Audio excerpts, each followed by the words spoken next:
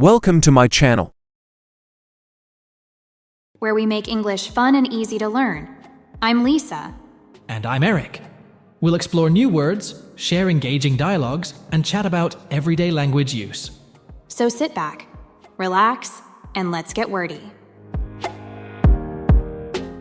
Okay, Eric, let's get started with today's words. What are the words today, Eric? Okay, Lisa. The first word today is particular. Then we will continue with on purpose, to encourage, then to ignore. And the final one is to get up. Great. Okay, Eric, can you start with the first word? The first word today is particular. Particular. Particular. It means something that is specific or special. For example, if you like a particular kind of music, it means you like a specific type that is special to you. I see. So, if I say I want a particular book from the library, it means I want a specific one? That's right, Lisa. Now let's listen to a dialogue using the word particular.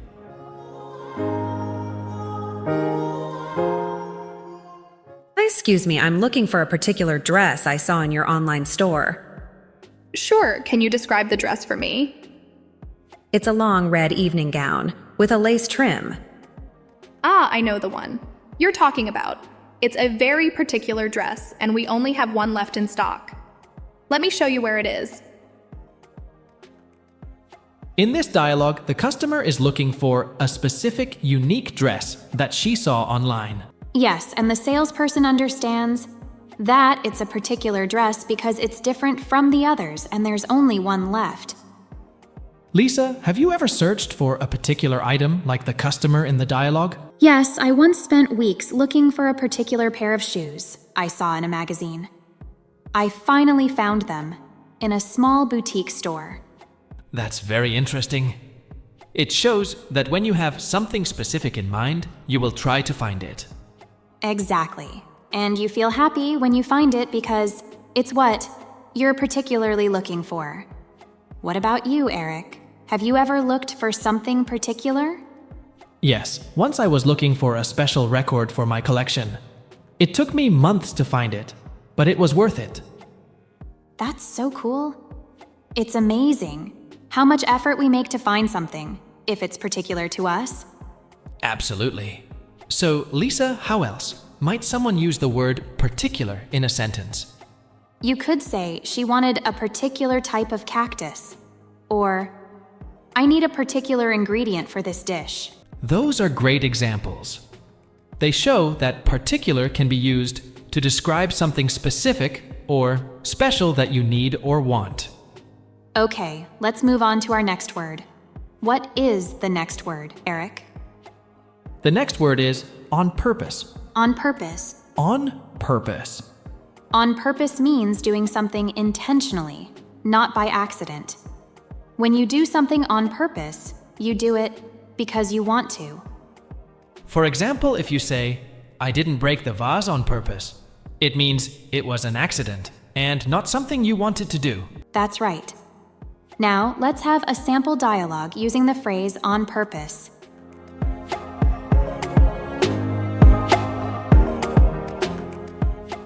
John, did you push Sarah on purpose? No, Miss Smith.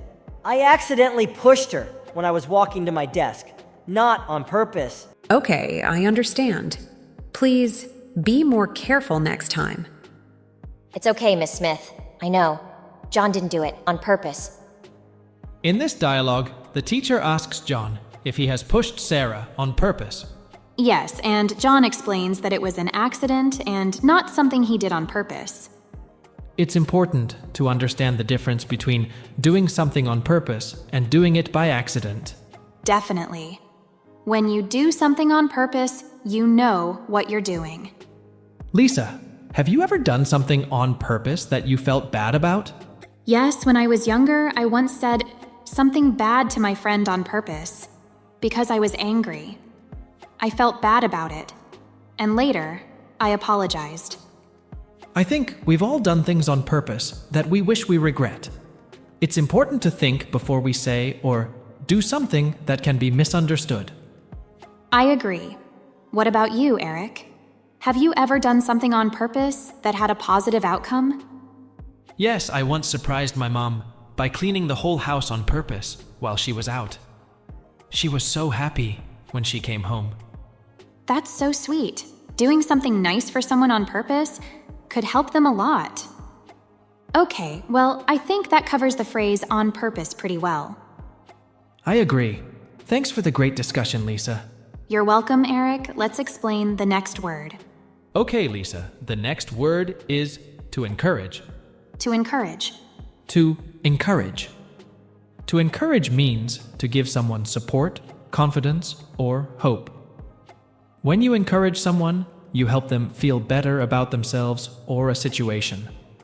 For example, if your friend is nervous about a test, you might encourage them by saying, "You've studied hard. I believe in you. You can do this." Exactly. Encouraging someone can make a big difference. Now, let's have a sample dialogue using the word encourage.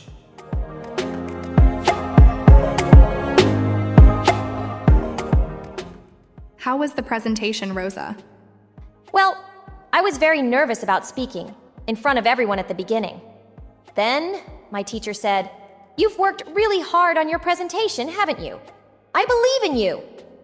You know this topic well." So did she encourage you? Yes, she did. I went there and shared what I know very well. In this dialogue, the teacher encourages the student because she is very nervous. Yes, the teacher gives the students support and confidence to keep trying and not give up. To encourage someone can be really powerful, especially when someone is having a difficult time. Lisa, have you ever encouraged someone who needed you? Yes, my little sister was trying to do her math homework once, and I encouraged her to keep practicing and not give up. And she got a good grade on her test. That's wonderful. Has anyone ever encouraged you when you needed it? Yes, when I was learning to ride a bike, my dad encouraged me and helped me believe in myself. He gave me the confidence to keep trying until I finally learned how to ride. That's a great example. To encourage someone is a powerful tool that we can use to help others. I couldn't agree more. So, Eric, can you give more examples of how to use the word encourage in a sentence? You could say, "I want to encourage my friend to follow her dreams." Or, "The teacher has encouraged the student to do better in class." Those are excellent examples. I hope our listeners understand what to encourage means and how to use it in a sentence.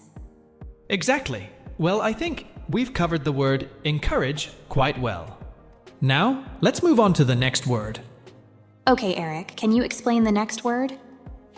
The next word is to ignore. To ignore. To ignore.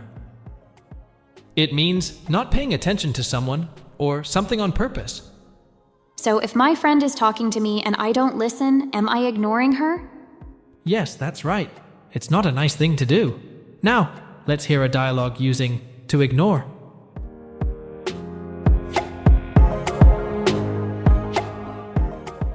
Hey, John.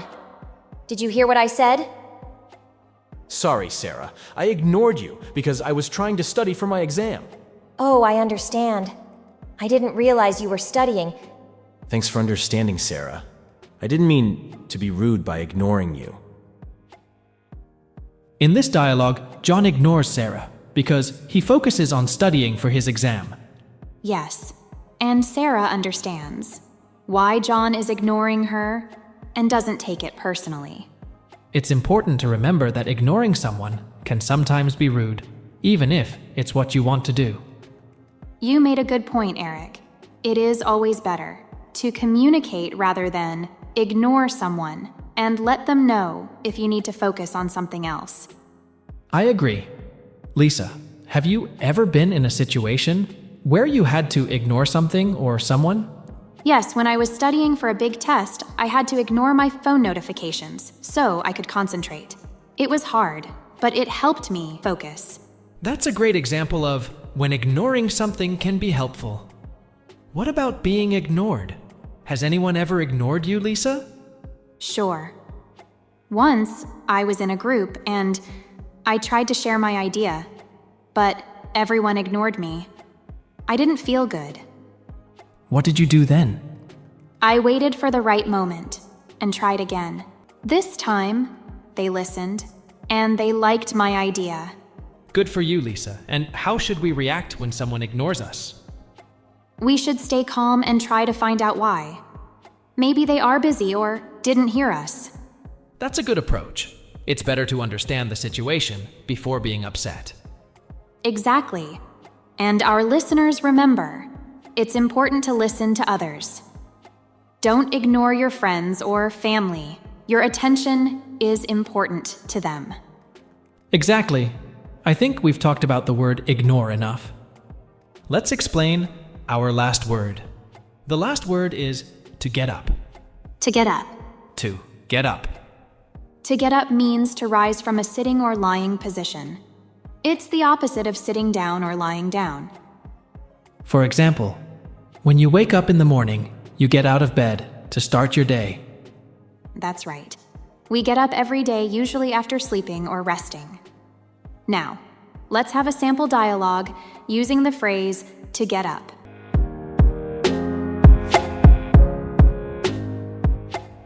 John, it's time to get up.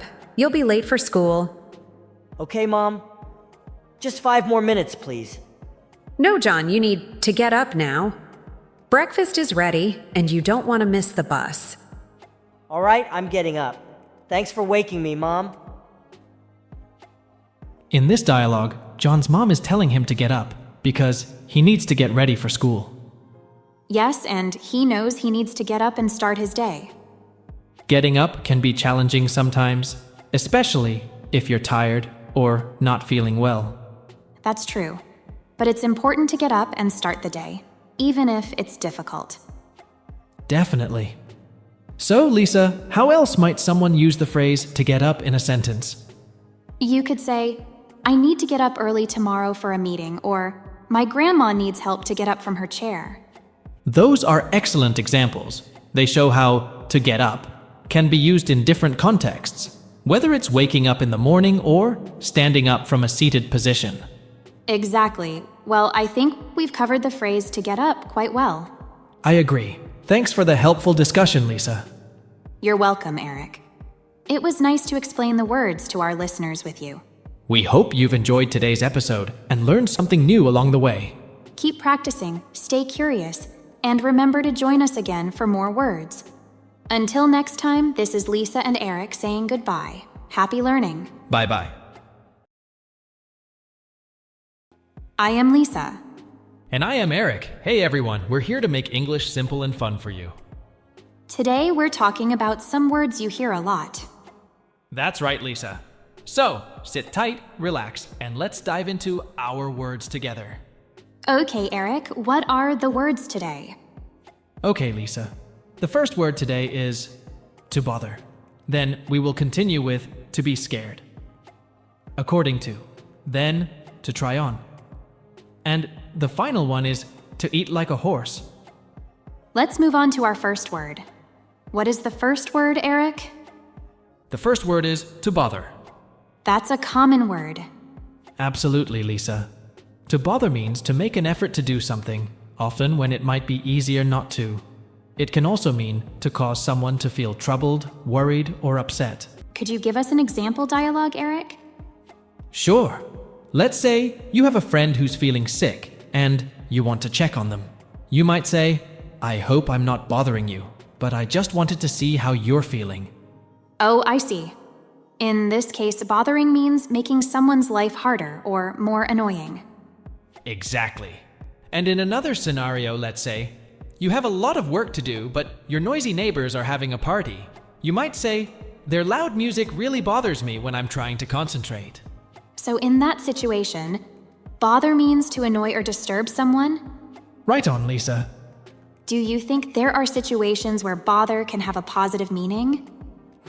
Good question. Well, what if you're at a party and you see someone sitting alone? You might go over and say, I hope I'm not bothering you, but would you like to join us? In that case, bothering means making an effort to include someone. Or another example. He didn't even bother to say goodbye. I see. So, to bother can also mean to show concern or care for someone. Exactly. It's all about context. So, let's look at our examples of dialogue. We will see the two meanings of to bother.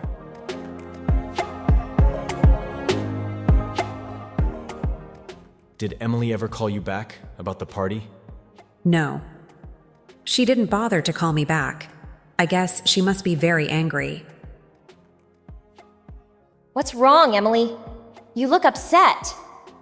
It's nothing, just this message from my ex. It really bothers me that they keep contacting me. Well, they were useful examples. I hope our listeners have understood what to bother means.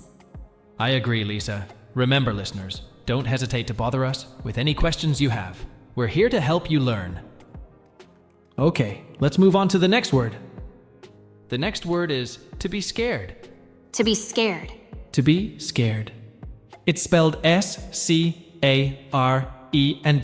S-C-A-R-E-D. Ah, to be scared. That's a common phrase, isn't it? Absolutely, Lisa. To be scared means to feel frightened or afraid about something. Can you give us an example of how to use this phrase? Sure. Let's say Sarah was scared when she saw the big dog.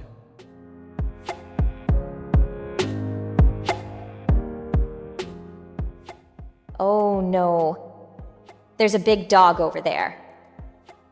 Don't worry, Sarah. He looks friendly. I know, but I'm still scared.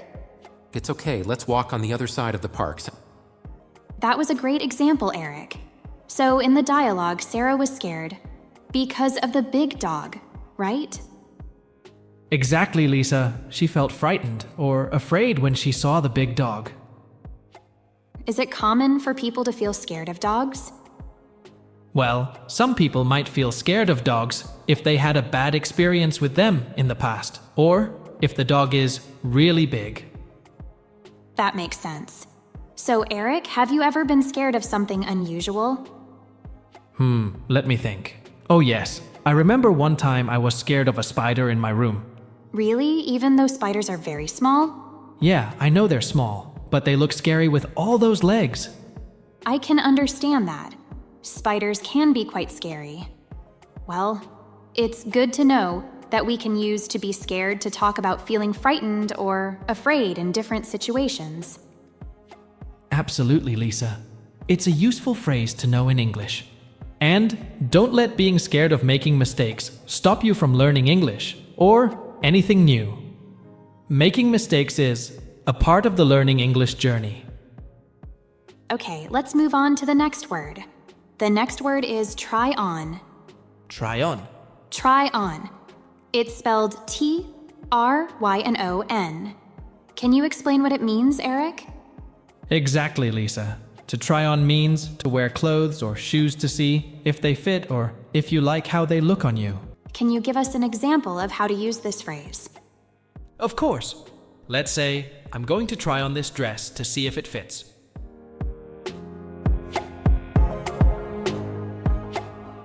Which one should I buy? Why don't you try them on and see which one looks better? Good idea. I'll try on the red one first. Great, I'll wait here. That was a clear example, Eric. So, in the dialogue, Jenny could not decide which dress to buy, correct? That's correct, Lisa. Liam offered her to try on both dresses to see which one fit her best. Is it common for people to try on clothes before buying them? Yes, Lisa. It's very common, especially when shopping for clothes. Trying on clothes helps you make sure they fit well and look good on you before you decide to buy them. That makes sense. So, Eric, have you ever tried on something and then decided not to buy it? Oh, definitely, Lisa. There have been times when I tried on a shirt or pants and then realized they didn't fit me properly, or it didn't look as good as I expected. I see. It's important to try on clothes before making a purchase to avoid any regrets later. Absolutely. Trying on clothes is a helpful way to make sure you're happy with your purchase. Well, it looks like we've learned another useful phrasal verb. To try on is important when shopping for clothes to make sure they fit and look good. That's right, Lisa. And don't forget to try on clothes before buying them. Okay, let's move on to our next word. The next word is according to. According to. According to. It's a phrase we use when we want to say that something is stated by someone or found in a particular source. For example, if I read a fact in a book, I can say, according to this book, elephants are the largest land animals. That's a clear explanation, Eric. Shall we try an example dialogue using according to? Yes, Lisa, it's coming.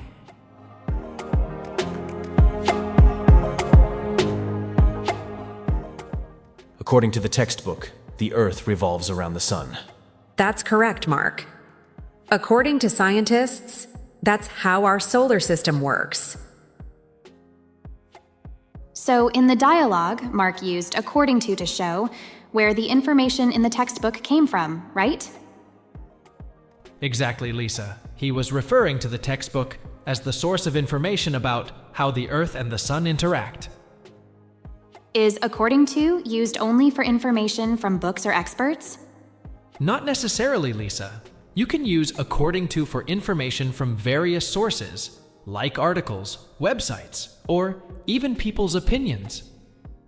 For example, according to reviews, the best restaurant in town is Italian. Ah, so you're showing people's opinions about the best restaurant. Exactly. I'm sharing what people believe about the best restaurant in town. Well, it seems like according to is a useful phrase for sharing information or opinions from different sources. Absolutely, Lisa. It helps us give credit to where the information or opinion comes from. By the way, have you ever corrected someone who used according to incorrectly, Lisa? Yes, once my friend said according to me, but I explained that it was wrong. We use according to for other sources and third parties, not ourselves. That's a good point, Lisa. We use I think or I believe to express our opinions. If we get information or opinions from a third party, we can use according to. So, as you said, we cannot use it according to you or me. Thank you for this important detail, Eric. Let's move on to our last word. Okay, Lisa. Our last word is to eat like a horse. This is an idiom that means someone eats a lot of food or has a big appetite. For example, you might say, my brother eats like a horse. He can finish a whole pizza by himself.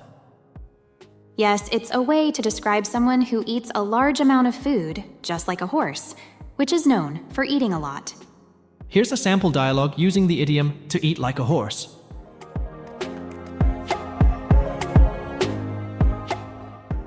Wow, look at Alex go! He's already on his third hamburger. Yeah, he really eats like a horse. I don't know where he puts it all. I guess he must have a high metabolism or something. Either that or he's actually a horse. That was a fun example. In this dialogue, Sarah and David watch their friend Alex, who is eating a lot of food at the picnic. They use the idiom to eat like a horse to describe Alex's big appetite and comment on how much he's eating. Sarah suggests that Alex might have a high metabolism, which could explain why he can eat so much without gaining weight. David jokes that Alex may actually be a horse in disguise, playing on the literal meaning of the idiom. Eric, do you know anyone who eats like a horse? Actually, I do. My uncle always amazes me with how much he can eat at family dinners. Really? What's the most you've ever seen him eat? One time, he ate a whole turkey by himself. I couldn't believe it. Wow, that's impressive. I don't think I could ever eat that much in one sitting. By the way, remember, listeners, it's best to use this phrase with close friends or family. This is a funny way to make a joke about someone's big stomach. Good advice. Remember, to eat like a horse is just a playful expression about eating a lot. Try using it in a friendly situation. It adds a bit of fun to the conversation. Yes, it's a fun way to talk about someone's eating habits. And if you do happen to eat like a horse sometimes, just make sure you're not doing it all the time, or you might end up feeling a bit uncomfortable. Good point, Eric. Balance is key, even for those with big appetites. Well, that wraps up today's episode of our podcast. We hope you enjoyed learning about the phrase, to eat like a horse, and how to use it in everyday conversations. Don't forget to practice using these words and phrases in your own English conversations. The more you use them, the more natural your English will become. And if you have any questions or suggestions for future episodes, feel free to reach out to us. We always love hearing from our listeners. Thanks again for tuning in. Until next time, keep learning and keep smiling. Bye for now. See you in the next episode. Bye-bye.